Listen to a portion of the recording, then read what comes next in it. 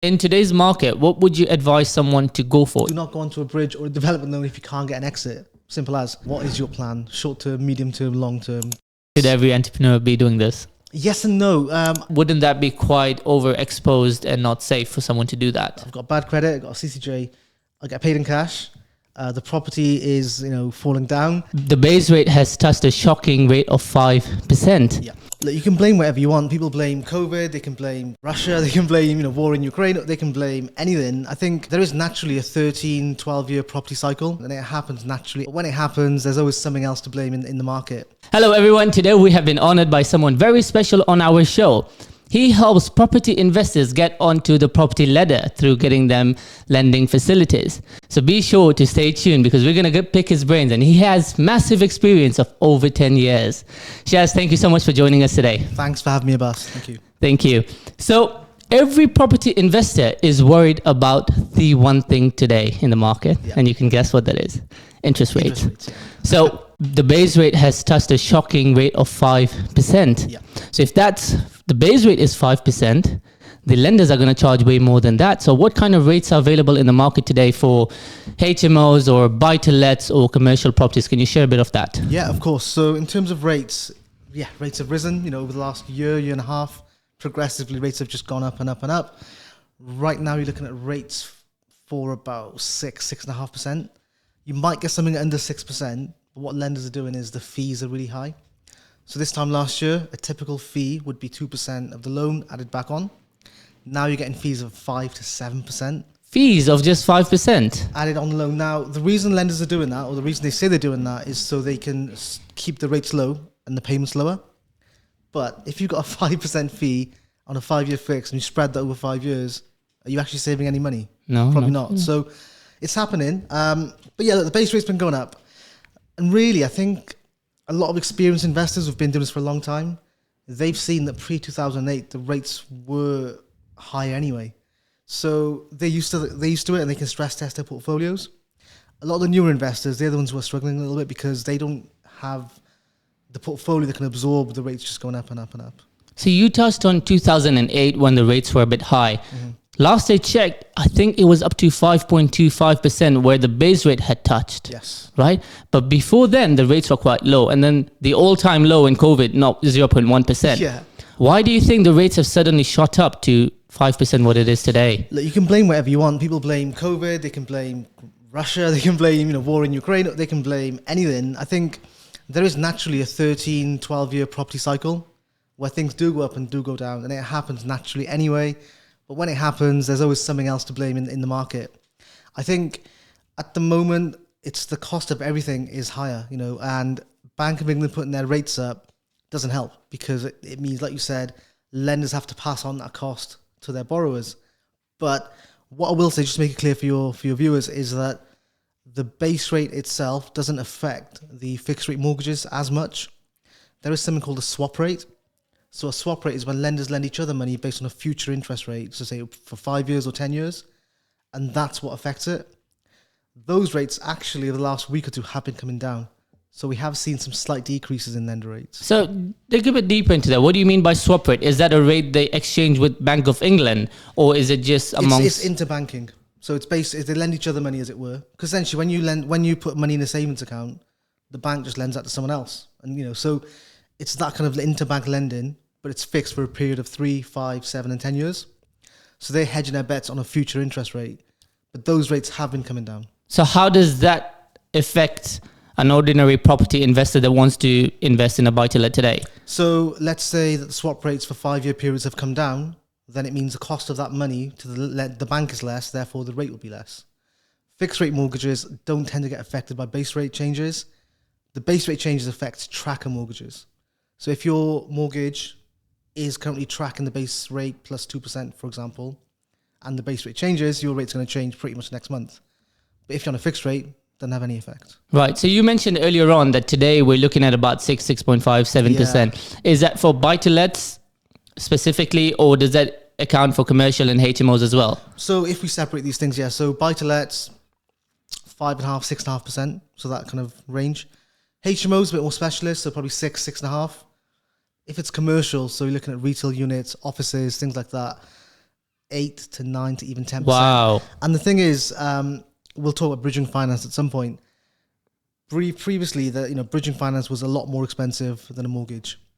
But nowadays, if a bridge is 1% a month, so 12% per annum, and a commercial mortgage is 10%, there is very little difference.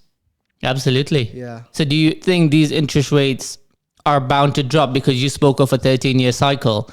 If they were at 0.1% at one point, 5.25% at another point, do you think it's going to come back down and then go back again in 13 years? But do you see it coming back down? I do. So I mean, look, if you can cope for the next 9, maybe 12 months with things as they are, then yeah, things will settle down. We're not going to get low rates again. You won't see a buy-to-let mortgage at 3% for a while, but maybe 4.5%, 5%.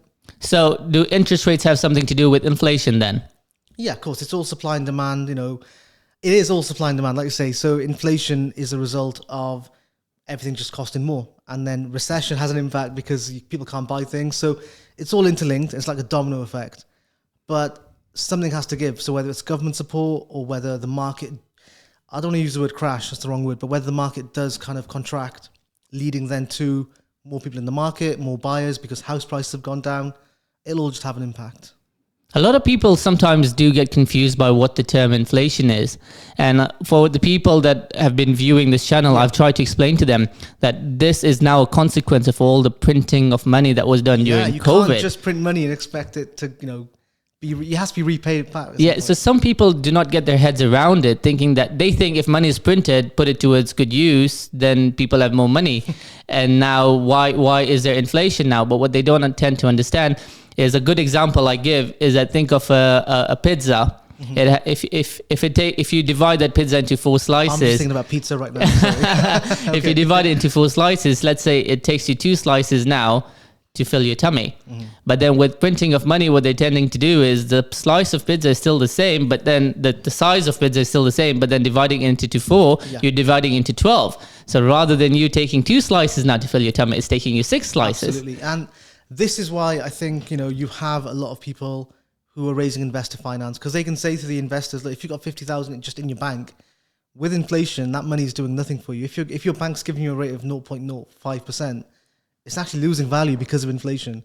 So if you give me the money and I'll give you a return of whatever it is, that's how these people position in raising investor money. It's a good time to do that. Yeah. So with rates being so high now, buy-to-lets generally work around the 7% cap rate in the first place.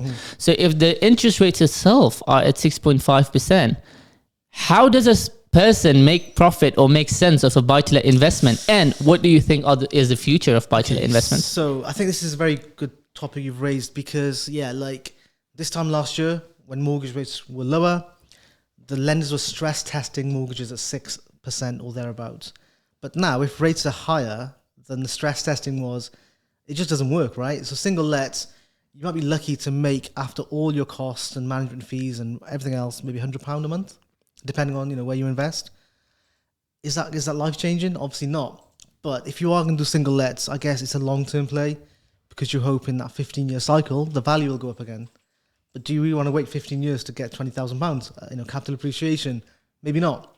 So I'm seeing a lot of investors, a lot of my clients diversify their strategies, look at service accommodation, Airbnb, HMOs, social housing, different kind of strategies just to get more cash flow coming in. I think cash flow right now is important more than anything. So yeah, single lets are difficult purely because rents are not going up in line with everything else that's been going up. So you mentioned about stress testing earlier on. If when the interest rates were so low, they were doing a stress test at 6%. Today, interest rates are 6.5%. What do they stress test at? Right, so how stress testing works is if you look to take out a 5-year fixed rate mortgage, they can stress test at the rate of that product. So if it's a 6.5% mortgage at 5-year fixed, they'll stress test at that rate. If you wanted a fixed rate that's less than 5 years, so a 2-year fixed rate, or a tracker mortgage that can go up and down, because you might want to be able to review it in the short term, the stress test is harder. So they'll stress test it at, and this can change, but maybe the lender's variable rate plus a margin on top. So usually 7 to 8, maybe 8.5%. So do they add like 20% or 10%? No, it's not that high. So what they'll do is they'll say follow-on rate or Bank of England base rate plus 3% or Bank of England base plus 4% as a stress testing rate. So that ends up being 8 to 9%.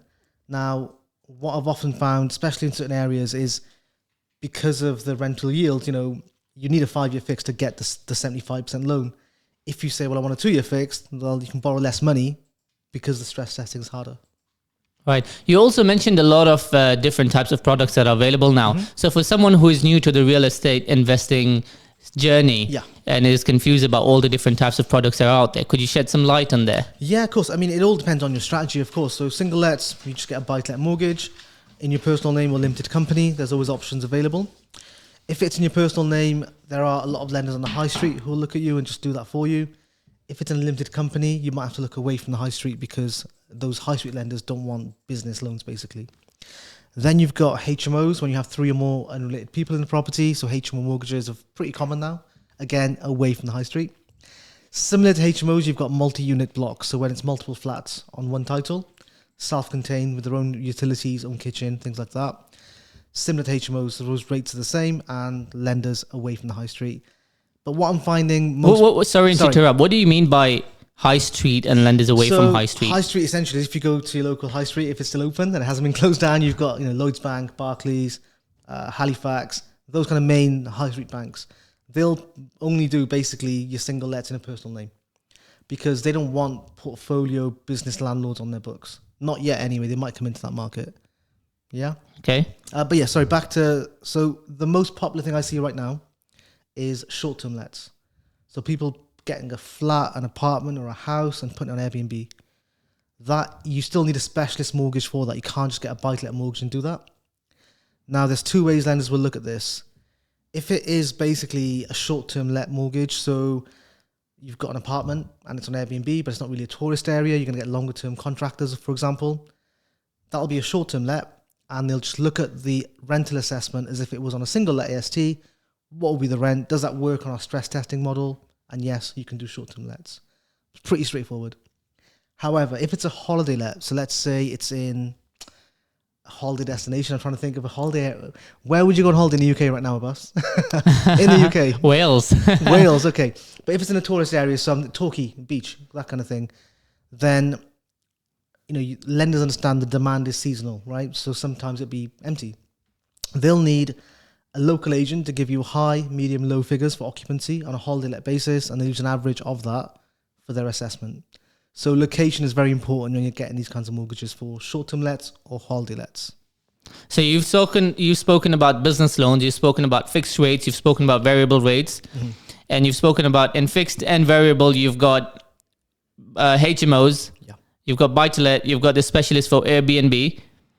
What's the difference between a tracker mortgage and a variable mortgage for someone who doesn't understand that? So a tracker mortgage will literally track something. So it could track the Bank of England base rate, or it could track the lender's just variable rate, or it could track something. So when you get a tracker mortgage, make sure you understand what is it actually tracking, because you want to understand what that number is. If it's a Bank of England base rate, then it's easier for you to know when it could change, because the Bank of England base rate is published quite easily.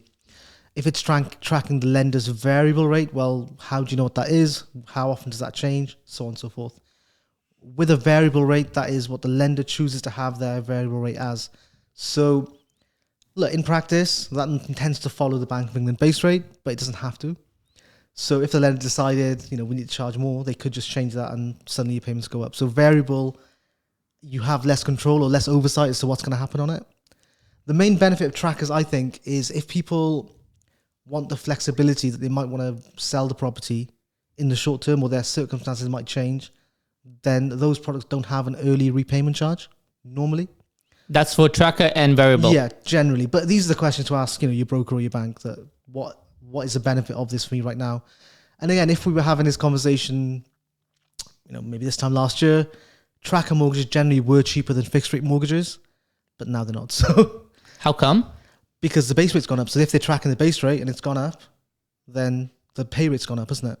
Yeah, but don't they keep their margin slightly lower? So if the base rate's 5, a lender might say, I'll charge you base rate plus 1%. Yeah, but if the base rate is 5 now, and the 1% is 6%, and the fixed rates are 6.5, it's about You'd rather go for fixed. It gives you stability. You can budget for a period of time as well. So in today's market, what would you advise someone to go for if he's looking to invest into, say, a block of flats that's giving him good returns, just like a buy-to-let? would you advise him to go for a fixed mortgage, which is going to fix him up for 5 years? Or would you say rather go for a tracker mortgage because interest rates might come down in the coming future? I would have exactly that conversation. You know, what is your plan? Short term, medium term, long term? Do you want to have to review this mortgage in the short term? So the investor might say, well, actually, Shaz, you know, these flats, I'm going to have tenants coming in straight away, but actually I want to do a mini refurb as well, add some value. Well, in that case, a 2-year fix might work better because at the end of 2 years, you can refinance, pull the money back out. Or it could be a case of, Shaz, look, the property's a top spec, and actually I don't want to have to worry about my mortgage for 5 years. Then you go for a 5-year fix. So it's a conversation we would have. So it's really depending. It's not a fixed answer. No, it varies. It depends on strategy, to I suppose. Yeah, because like say you were doing a simple BRR, buy, refurbish, refinance project. Generally, I would always say to people, go for a 5-year fix, because if you think about it, with those projects, you've bought the worst house on the street, you've made it the best house on the street. So really, you're not going to get any more capital appreciation for 2 years. So go for 5 years. But if it's one that you've bought and you're possibly going to do some work to it, then go for 2 years, because you could pull your money back out. Yeah. So it depends on strategy. So let's do a case study now, for example, right? Let's say there's a person named Tom.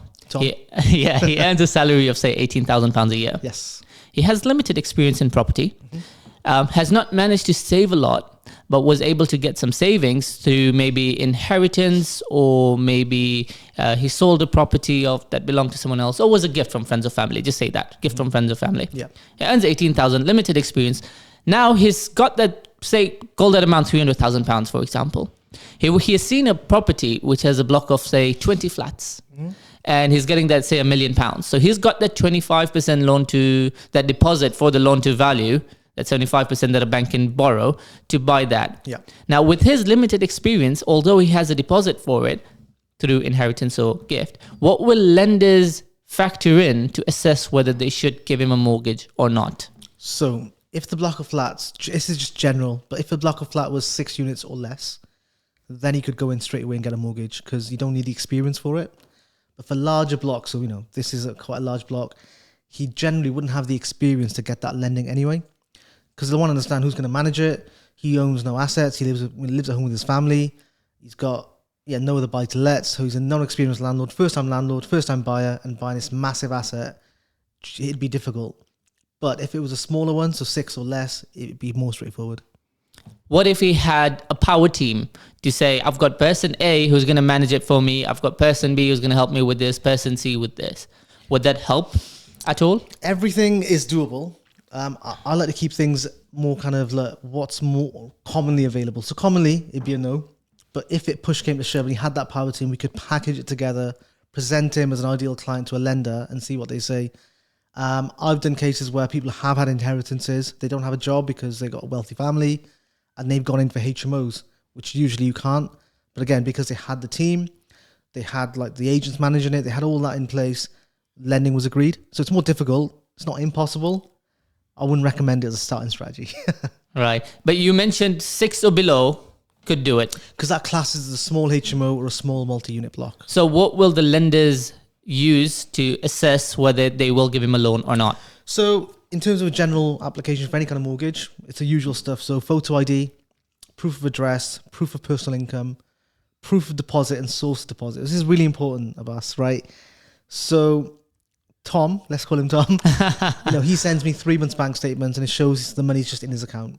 That's great. That's proof of funds. What a lot of people forget or trip up over is the source of funds. So where's that money come from? Oh yeah, great. Tom says, my auntie Karen, she actually sent me the money as a gift. That's fine. Where does she get her money from?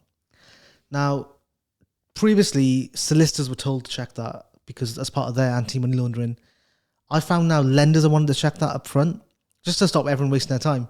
Because if you can't show the original source of that money, you can't really get the lending. So let's say that funds was given to Tom 6 months ago.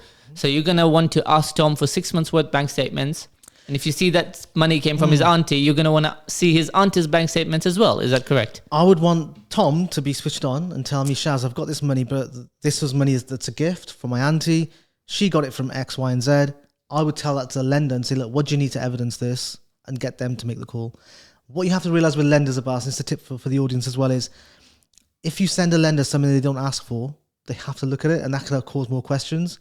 So only send them what they ask for. Send your broker everything, but only give the lender what they actually ask for. Otherwise, it opens a can of worms. Because they have to read it. They have to then comment on it. And things could come up that can cause issues. Like I've seen bank statements with gambling on there. Oh. Not a lot of gambling, but regular gambling, like Ladbrokes and, those kind of things.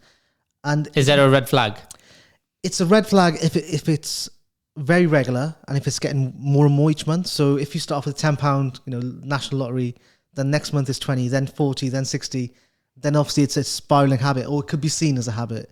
So it depends on what it is. So you spoke about IDs, proof of funds. Is there anything else that they will Yeah, sorry, assess? we went into proof of funds. So proof of funds, those are the main things really. So deposit, obviously proof of funds, source of funds, ID, proof of address.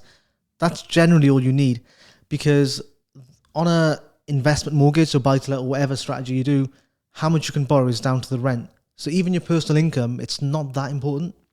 You have to have an income and you have to be able to evidence it, but the amount doesn't really matter. So this person, Tom, then, you've given me his examples, right? What can he do? Say he knows he wants to get onto that investment ladder maybe 6 months from now. Yes. What can he do from now to improve his borrowing potential? One thing I should have mentioned actually about is very, very, very important, and I'm having this a lot with a lot of other clients, is your credit file and your credit report. Get a copy of your credit file. It's free. A lot of these companies are free. Your credit score, when people say I've got a 999 score, it doesn't matter, because that number it's not a universal number. So Experian, they assess that number differently to Equifax. So it's not a universal number. That doesn't mean anything. What's really important is look at your file. You want all zeros on there, which means payments up to date. So like credit card 000, all up to date. If you see a 1, that means you're 1 month late or defaulted. Oh. If you see a 2, it means you're 2 months late. So you want to avoid having numbers on there. But to be fair, if you're late, you should know you've been made a late payment. What's even worse is I've seen people with CCJs, county court judgments, for really small things like parking fines and parking tickets. Now, I've posted about this on my Instagram before. For the sake of a £60 parking fine, which, yeah, you shouldn't have to pay it, or whatever, whatever moral reason you've got, for the sake of that, you're going to end up with a CCJ that's going to impact you for 6 years. So sometimes I think it's worth just paying it, deal with it afterwards, but get it paid and off your credit file, and just deal with the consequences afterwards. Because if you don't pay or you ignore the letters, in the UK, it's really easy to get a CCJ. I know an investor who just gives them out. If someone doesn't fulfill their contract or breaches an agreement, he goes on gov.uk, applies for a CCJ. If you ignore those letters, that's it, you get a CCJ. So it is very easy in this country to get one. That's true. It is quite simple. When tenants don't pay us, we give them some time. It takes us less than 5 minutes to make an application through the small claims court. Honestly. And it can damage their record. And the other thing, and happens in Wales a lot as well, I'm not sure about England, but some utility companies, when you've got bills, maybe that are overdue, or something's happened with a bill, the letter they send goes to the rental property. So then you're relying on your tenants to give you that letter. But if they don't, and you miss that letter, you could end up again with missing payments, getting onto defaults, getting on CCJ. So keep on top of it, is the main advice on that. So if someone did have a CCJ on their record, are you saying forget real estate investments? Well, no, I'm saying what I'm saying is you've made it a lot more difficult. So first of all, pay it so it's so settled. Then depending on the amount, there are some lenders who could look at it. So I think if it's below 250 or 300, there's a bit more tolerance, but it stays on there for 6 years. So what it means is each time you apply for finance, you've got to explain, this is what happened, this is the situation. With the CCJ as well, it's once it's on there, I believe if you pay it off within a month of it being registered, it just doesn't show up again, it gets removed. So you've got all this time, all this leeway. So I'll be honest, my sympathy for people who have CCJs isn't that high because it's avoidable. But that's what I would do. So if I wanted to buy a house now, an investment property, or Tom wanted to buy a house, I would start planning 6 months ahead, keep my bank statements clean, keep my credit clean, and just keep all my paperwork tidy. So common things that happen is a lot of people will put their deposit in a savings account, which makes sense, right? However, most savings accounts don't generate bank statements, or they do it once a year. So then when I say send me a statement, it's a yearly statement from 6 months ago. So try and, if it's in a savings, change that account so the statements are monthly.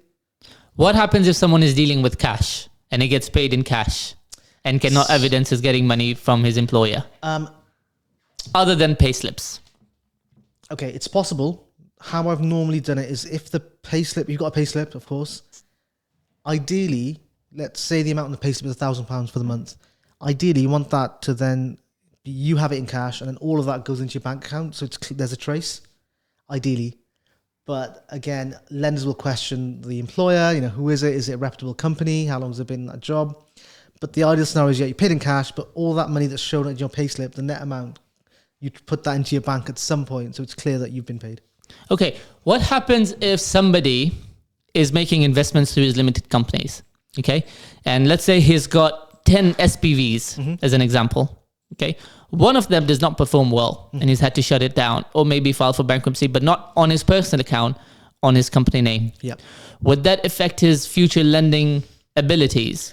It raises a few questions. Again, the ideal scenario is if you have had liquidated companies or bankrupt companies, that there's no outstanding HMRC debt. If there are other creditors that are outstanding, it can be dealt with. If there's any HMRC stuff outstanding, that can be a problem. HMRC in specific, is it? Yeah. But all of this, Abbas, all these questions are great. I think what I would do is, if I was the investor, is I would know that I've got these problems, and I would just tell the broker up front, by the way, these are my red flags, and these are the things you got to deal with. At the end of the day, you're paying your broker a fee. Their job is to sort these issues out. If you don't tell them, that's when it's a problem, right? Because but what I do understand is everything can be solved. Even if you do have a CCJ, doesn't mean that that's it. You're off the property ladder. You can never join it. But look, the scenarios I get sometimes is I've got bad credit, I've got a CCJ, I get paid in cash, the property is falling down. So you get all these variable things. There's still lending available, but it just won't be the cheapest lending. It'll be more expensive because it's a higher risk. The more quirky things that are there, of course, less lending. Right. Okay, as you're aware, I'm also into property developments. Yes, you are. One thing I struggle with most, and I hate it the most, is when we've done our project, it's all ready, it's tenanted up, and then a bank sends their valuers, and then they tend to undervalue the property. Yes. It's such a pinch to the heart. Last time we had a valuation, the valuer valued the building at a cap rate of 12%, which is ridiculous because where can you find a property in today's market at 12%? You don't. The ordinary market, the properties you'll find on the market are giving 7-8%. This guy went out there and valued it at 12%. I tried to appeal it, but they said, well, you've waited for 4 months already. You'll have to make a new application and blah, blah, blah. Go through another lender. Maybe that's what my broker at the time suggested. So the undervaluation at 12% costed us the building being undervalued by over £500,000. Wow. That's a lot of money, but we wanted to refinance. Now, at that time, the idea was, do we waste another 6 months trying to find another lender and appeal with this guy, or should we just go ahead because we're having indirect cost of missed opportunities because we can get that money out, invest it elsewhere. So in a future occasion like this, if I suffer with it, I'm sure there are a lot of other investors that do suffer with it as well. How would you advise for someone to counter an issue like that in the future? It's a couple of things. Like, if you have been downvalued, the first thing I always say is don't get emotional about it, because it's no one cares about your emotions or your feelings, right? It's the fair property. enough. And then second, you also understand it is just a valuer's personal qualified opinion. And I've seen instances where two values have gone out, given wildly different figures. You can appeal valuations, first of all, but I would say 90% of the time nothing happens, because the way the appeal works is you have to provide sold comparables, but those sold comparables have to be on land registry. Land registry is like 6 to 9 months out of date. So it's historical data that's just very old, right? But they make it very difficult. So 3 like-for-like sold comparables at a similar size in half-mile radius. It's very difficult to find those comparables, right? Then, let's say you found them. You found these comparables. That information has to go to the same surveyor, and then he has to acknowledge he's made a mistake. Is that going to happen? No, because if he does, it affects his relationship with the lender and his business. So it's very, very difficult. In my 10 years, I've had maybe 3 appeals that have been successful. Wow. And one of those was like a genuine mistake. The valuer said it was 6 bedrooms, but it was 7. So that's a mistake, isn't it? That's not like even an opinion. That's a mistake. So that's the first thing, is appeals are not always successful. How to preempt and avoid this happening is, especially with deals like yours, if you're going to be using commercial lenders like Shawbrook Bank, Hampshire Trust, Interbay, the more commercial lenders, right? You'll pay a bit more. A lot of brokers now can actually choose the surveyor. And I'm not saying you can choose and say, I want this surveyor, but what you can say is, this is the property. Can you give us 3 different quotes from 3 different surveyors? Once you've got those, you with your broker can do some research, which surveyor is more sympathetic, who's got more experience in the area, and work it that way. How do you do that? I'm pretty sure most brokers should be able to do it. I know I can, is where, because it's not an exception. So when we work with Shawbrook Bank, for example, and we've got like a 7-bed or 9-bed HMO, a large HMO, we'll send the deals to the panel manager for the valuations. They'll come back with 3 different quotes, and we just call those valuers. And you've got to be careful with valuers. You can't say what you're going to give me as a value, but it has to be, like, have you valued this kind of property recently? What kind of figures did you come back with? This is what we've done. It's oh, so you call them beforehand, before instructing the lender to choose which panel. Yeah. So you call the lender saying that these are the 3 guys you've sent me. Yeah. And then you call those 3 guys. I'll call those guys. Let's just have a conversation. So I'm not trying to say I want this value. What I'm saying is, this is the asset that we've got. Have you done something like this recently? What kind of figure did you come back with? What was that property like? Did it have all en suites? Just to get a feel for that surveyor. Like, you'll know by speaking to them how nice they are, how amenable they are, and how qualified they are, right? Fair point. So you can't game the system, but you have a bit of control. And also, if you're going to be doing development finance or bridging finance, there are ways where, and I do this with Shawbrook a lot, is on the bridge, you get the same choice of surveyors. If you refinance with Shawbrook, you can choose the same surveyor. So if on that bridge, the surveyor said the end value will be X and you were happy with that end value, then in theory, as long as you've done all the work you said you were going to do, when they come out again, why would they give you a different figure? Well, maybe because they went down and when they did the measurements, they felt something was off. Well, no, because they're going to see your schedule of works. As long as you've done what you said you're going to do. I've done it where if it's within 6 months, if the bridge and the refinance is all within 6 months, that original value goes out. It's not even a full valuation, it's a re-inspection, which is more of a tick box. And they honour the end value as well. Right, so that's something one can do to counter or to, well, not counter just the issue. To give them some comfort and some protection, I suppose. It's some due diligence one can do beforehand, I guess, right? Before refinancing. But, I mean, we're talking about larger developments there. On smaller kind of schemes, most of the specialist lenders, they use Connells for their surveys. So let's say you get downvalued by Kent Reliance, for example, and you're like, let's choose another lender. Chances are they're going to use Connells as well. So you might end up with the same surveyor going out, and it's a fruitless exercise. Right, but if the person did not do the due diligence beforehand to speak to these valuers beforehand, and they already came back with an undervalued figure, then there's not really much they can do about it in reality. There's not really. I mean, there isn't much you can do because you are at the valuer's mercy. Now, some people say, well, I've got an estate agent who said it's worth X. Well, the estate agent's valuation doesn't really matter. They're trying to sell. They're valuing it on a sales basis, not on a valuation basis. If you're going with a lender who does further advances, there is potential that maybe after 6 months you can ask them to come out again and draw down some money. But again, if you've not done any further works to add value, it's probably not going to happen. So if someone was to find a derelict block, he feels the GDV is going to be based on market comparables that he's looking at today. But that, again, like you just mentioned, is just, it doesn't really matter when it comes to the valuation from someone from the panel. However, I mean, on the day of the valuation, you could prepare a valuation pack. I find they're hit and miss. Some surveyors will look at it, some will not. It's worth having. So as an investor, is there anything else they can do before they buy the derelict block of flats, for example, to get a more solidified end value? I would get a RICS survey done, a Red Book RICS valuation from a qualified RICS surveyor. They'll give you the end valuation based on your schedule of works. Now, when you then get lending, it'll be another valuer going out. But at least you've got someone else who's qualified. Hopefully, we'll be in the same ballpark as what you've had. So you don't need to call the panel, the vast panel from the lenders for this kind of stuff. You can call any RICS. Yeah. But, again, it depends how much you want to go into it, because you could call vast panel. If your end goal is to say, you know that this property you've got is going to go with, say, Shawbrook Bank, as an example, but you're still going to buy it in cash or with investors. For your valuation initially, why not call VAS and just say, look, in this postcode, who would you send out for the end product? And use them for the initial valuation independently. It's a good idea. It is, and it can be done. Yeah. So let's go back to another case study like Tom, okay? Let's still use Tom, yeah. Let's stick to Tom now. Let's say he doesn't want to go through a traditional buy-to-let, okay? Because he understands the market's not so good. He's only going to get 7%, but the interest rate's already 7%, so he's not going to really make anything out of it. So he wants to go into the development route. Yes. So he doesn't have much experience. Again, he earns 18,000 a year, has 300,000 through inheritance or a gift from friends or family. He wants to buy a block of, a derelict building.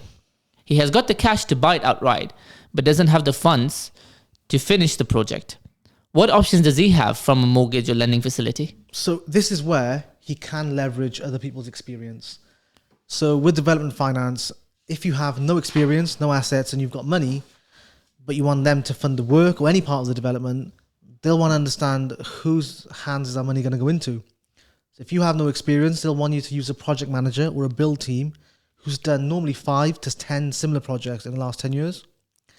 Any good build team should be able to do that. And also, I think as an investor, you probably want them to have that experience, right? Of course. So it shouldn't be a hard task. So it's about leverage.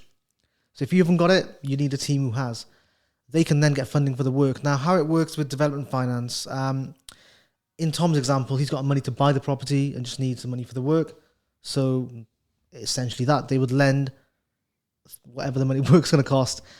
The cap on development finance generally is a loan can't be any more than 65% of the end value. So there has to be enough value being added. But on a more traditional one, let's say he couldn't buy the property either. So all he's got is his 30% deposit. Then they would normally give him 70% towards a purchase and 100% towards the work. But the money for the work is paid in arrears in stages as drawdowns. So he'd have to have the deposit and about 25k to start the work off. He does that work, sends over the schedule of works, invoices. They send an asset manager to visit to make sure it's all been done. They draw him down that money, and then he just recycles that again, and again. Each visit from the asset manager costs about £400 or £500. So they will lend as long as they're not crossing that 65% loan to value to the GDV. Value. Yes. Right. Now, to this question, isn't it a concern that, let's say he built it successfully now, he's got a building of say 30 flats, okay, or 20 flats, whatever. He bought it outright, used development finance or bridging finance, did the job, successfully done, rented out. The end goal is not to sell it, but to refinance it. Or let's say it is to sell, but he can't sell it, wants to refinance it. Considering he doesn't have the experience now, like we saw in the first example of the buy-to-let, where would he stand now? So let me look in the camera for this. Do not go onto a bridge or a development loan if you can't get an exit. Simple as. So if you cannot exit, don't start the bridge. So with that, any good broker would work out the exit strategy first and maybe have two options. If you're going to sell, yeah, easy enough. But what if you can't sell? Can you get finance? Now, let's say it's come to the end. He can't sell. All his strategy has changed. He really wants to keep it. The only real thing he could do is stay on that bridge for longer to get the experience, right? Will the bridging lenders allow that, facilitate a 24, 36 term bridge? I would suggest having that on day one. So let's say the work's going to take 3 months. Then factor in 6 months. You got contingency. The refinance is going to take 3 months, factor in 6 months. So that's 12 months. If you're a first time, I would go for 18 months in that scenario. Because what happens is, let's say you're very adamant, Abbas now, not Tom, you. You're like, I know what I'm doing. I only need the 6 month bridge. 6 months is fine. And you take out a 6 month bridge, and you're in month 5 and you can't sell this bloody property, right? You want to get an extension from your bridging lender. They'll extend it, but they're going to charge you normally a 5% renewal fee. Wow. And then you suddenly also have to pay the interest each month on a direct debit. So suddenly it becomes very, very inconvenient. So people say, is bridging risky? Will they repossess a house? They can, but they probably don't, because the legal cost of repossession versus charging you more money, what's more worthwhile for them? And on a bridge, you don't really have early redemption charges anyway, except for the exit fee, maybe 1-2%. So there is nothing harming somebody to take a 18-month term. The only drawback is if you're doing the retained interest method. So with development or bridging, there's 3 ways to pay the interest. You've got serviced, which means you set up a direct debit, pay each month. Very uncommon, because if you're doing a large development, you're paying your builders and it's empty, and then you've got to find like £1,000 a month. It's not easy, right? The only times I've seen that done is if you're buying like a tenanted commercial unit at auction, for example. So service is the first one. Second one is rolled up interest. With that, you get 70% normally on day one. All the interest and fees are rolled up and paid at the very end. So no payments during the term. I suppose for me, the risk on that one is you're paying from your profit. If you don't make a profit, you might end up tight, right? So the most common method is a bit wordy. It's called retained interest. Now, with retained, you get 75% gross. They work out on that then. Let's say you want a 12-month term. Okay, what's 12 months worth of interest going to be at the interest rate we're going to charge? Okay, let's say that's £15,000. They take that away before they give you the money. So you get less money on day one.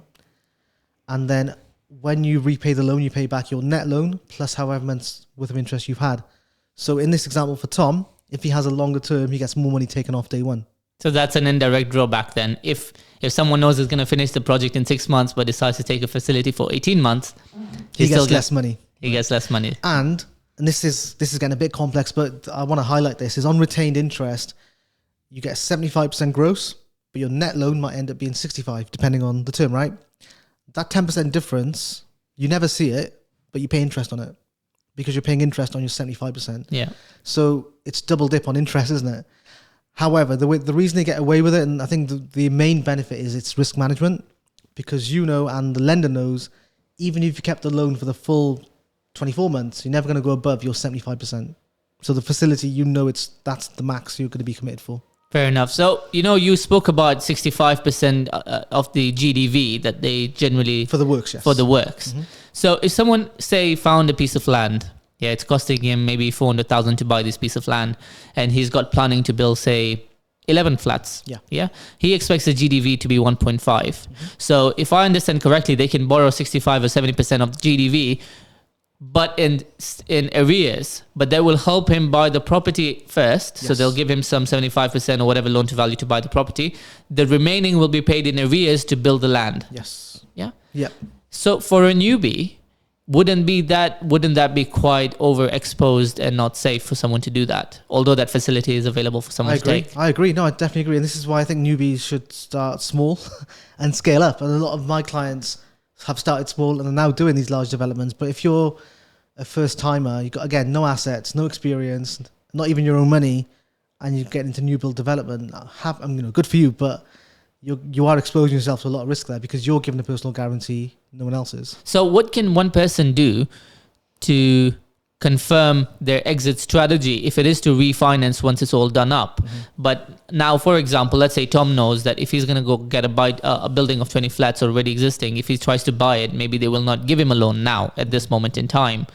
But he knows he wants to build it, and it's going to take him, 18 months, for example, to build it. So what can he do now to prepare for his exit strategy to refinance and then be sure that he will be on this bridge and he will be able to exit and refinance after?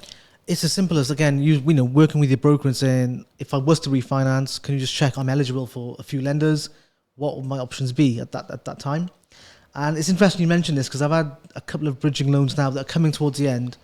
But of course, when we looked at the exit this time last year, we were looking at interest rates of 3.5%, 4%. Now the rates have gone up. The investor like Shaz, look, we can refinance, but I'm not going to make any money on the exit. Is it worth me staying on the bridge longer? So it's a conversation we're having. So, because you can't predict how high rates are going to go, right? Absolutely. But yeah, what you can do is you can say to your broker, look, if I was to keep it, what lenders would be available to me at this current time, and work from there. But would his opinion really matter, or should he get a loan offer first? You couldn't get a loan offer anyway because they haven't valued the property. So the person will heavily have to rely on the broker's opinion. Well, it's to do with criteria. So, you could say, okay, look, based on your income, based on your current number of assets or lack of, based on your credit profile, you fit these lenders' criteria. You're a first-time investor, you got this size HMO, these lenders will maybe look at that. So it's criteria rather than opinion. Okay, great stuff. That's helpful. A lot of people ask me questions on auction properties. Yes. And they see a lot of properties in the auction market, but maybe do not have the funds to buy it outright and cannot get the mortgage for it because they understand it will take 3 to 6 months. But in the auction terms, they need you to complete within 28 or 56 days. So for a person like that, if he's found a property, he's done his due diligence, how can the mortgage or the finance sector help him complete on a property through auction? Yeah, great question. So this is where bridging finance comes in and is very, very useful. Bridging can be arranged within 3-4 weeks, as long as your solicitor is good, right? It's always down to the solicitor. I did a bridging loan recently and we completed in 7 working days from the fees being paid. And that was purely because the lender was able to do like a desktop valuation. So rather than sending someone physically to visit, they said, send us pictures of the inside of the property. We'll do the research on the rest. 7 days to complete. 7 days. That's quite quick. Listen, it was really quick. And also, it wasn't even a single let. It was 6 units. So it's like 6 flats. When I saw it complete, I was like, hang on. And I worked it back. I was like, we only paid the fees like 7 days ago. Wow. It's because they relied on the AVM model. So, desktop valuation. So if they had to send a surveyor out, that would have been added another week or two of course. To the whole process. But this is where you've got to be a smart investor. That loan, was it the cheapest? No. Was it the quickest? Yeah. So if you're at auction, you can't be faffing around and saying, I want the cheapest rate. Yeah, but do you want to wait another 2 weeks, 3 weeks and get to the end of your auction time? But yeah, with auctions, how people normally come to me a week or 2 weeks for the auction. Shaz, I've seen this property. This is what I might do to it. This is the value I'm going to add. What would the figures look like in terms of a bridge? We give them those figures. If they work, I say, look, when the hammer falls and you're successful, come back to me. We'll start processing the application. You can't really apply until you've been successful. So you advise get on the bridge, and then as soon as you have completed on it, move on to a mortgage. Yeah. Unless you're going to do a renovation, of course. Yeah. So it's a BRR project. Okay, well, that's really good information that I've picked your brains on the real estate side. One thing I want to get into is social media. Okay, cool. Where is Shaz? What's the inspiration behind Where is Shaz? So look, when I started working I've been in mortgages for 10 years, right? For the first 5, I was working for corporate banks, Lloyds, and then Barclays. So it was great. It was a call center, very mundane. And it was a lot of just business churning because people were calling in, you'd help them and you'd never see them again, right? Then they made us redundant and I went to specialist finance and went self-employed. Of course, I had no clients, I had no brand, I had no future, So all I knew then was that I had to get myself out there and network a lot. And network, use social media and all this sort of stuff. And there was a point when I started, for the first 9 months, I was at every single event within a 2-hour radius of where I live. Wow, that's commitment. And that's where the joke was, where's Shaz, where's Shaz? So I ran with it. And I think it's good because the name is quite generic. So if I suddenly decided to become, I don't know, a content creator, Where's Shaz still works. If I decided to get into business acquisitions, Where's Shaz could still work. So it's quite generic, but that's where that came from. And I haven't really looked back since, to be honest. That's great. Earlier off camera, we were talking about your content creation game, and it's quite spot on. You did quite well. You're on a lot of podcasts and everything. What do you have a strategy behind it, on like a schedule on what you're going to do, when you're going to do, how often you're going to schedule to post something? Is there something behind it? Absolutely not. If I had a schedule, it would stress me the hell out. I'd get anxious. But you know what it is? Like, it helps. So I've been on this podcast, right? You'll probably give me 5 clips at least, I hope. Of course. So that's content. So it means I haven't got to post anything because you've just posted. So I've been on, this is like podcast 30 of the year. So me going on those podcasts is content. I post about little tips of finance. That's content. I have no schedule. I have no strategy. My only strategy is, and I mentioned is, well, 2 things. One is to be omnipresent, be everywhere. And 2 is to have like 3 touch points. So I like to think of it, I think this works for any kind of business when you're a small business, is 1, social media branding. So post on social media, get yourself known, and post about one thing consistently. So I post about property finance. I'm known for property finance. 2 is network online. So that means DM people. You'd be surprised, right? People are very kind of scared to DM people, thinking they might come across salesy or they might get ignored. But you don't know unless you try, right? And also DM people the right way. Don't just be generic, be very personal. So it could be a case of, hey Abbas, I saw your video that you posted last week. That was very interesting. Can you tell me more about what you do? That's personal because you've seen the video, you've commented on it, right? As opposed to, hey, are you having a great day? Can I ask you a question? Like, it's just boring. And thirdly is network in person, because face-to-face, you cannot beat face-to-face interaction. I'm not a fan of Zoom. I don't do that kind of stuff, but face-to-face, you meet people, you meet a group of people, they get to know you. But to do those 3 things together, and you become everywhere, because when you meet people face-to-face, they've seen you online. When you speak to them online, they might have seen you face-to-face, and also you're branding yourself through Instagram as well. Wow. So you say this year you have probably done about 30 podcasts? This is number 30, yes. This is number 30. Wow. Congrats on that. So do you think you have seen any direct leads or closed clients through these podcasts? And do you think every single entrepreneur today should be in social media game? Okay, so I'll answer these questions one by one. So have I had any direct business from podcasts? Yes. I have had people literally message me saying, I've heard you on XYZ podcast. Can you help me? Can we have a call? So yes, that's a direct lead. But that's not why I do it. I'll be honest. I do it more for branding and brand awareness, right? Because I'm not coming on these podcasts and saying, I'm the best broker, use my company, give me a call. I can't remember the last time I've asked that on any of my posts I've done a call to action, because I don't need to. I think, thankfully, that I'm in a position where my old clients, they're the ones who are lead generating for me. I'll get people saying, yeah, so Tej said that you're amazing, can we have a chat? Or Alfred said to speak to you. So That's lead generation. This Yeah. is more for brand awareness, right? And the second question was, Should every entrepreneur be doing this on social media? yes and no. Look, if you didn't do social media, you'd generally be limited to your local area, right? But most businesses now are national businesses. You don't have to be anywhere, and it depends on your business. You could work anywhere. So if you want to reach more people, definitely do social media.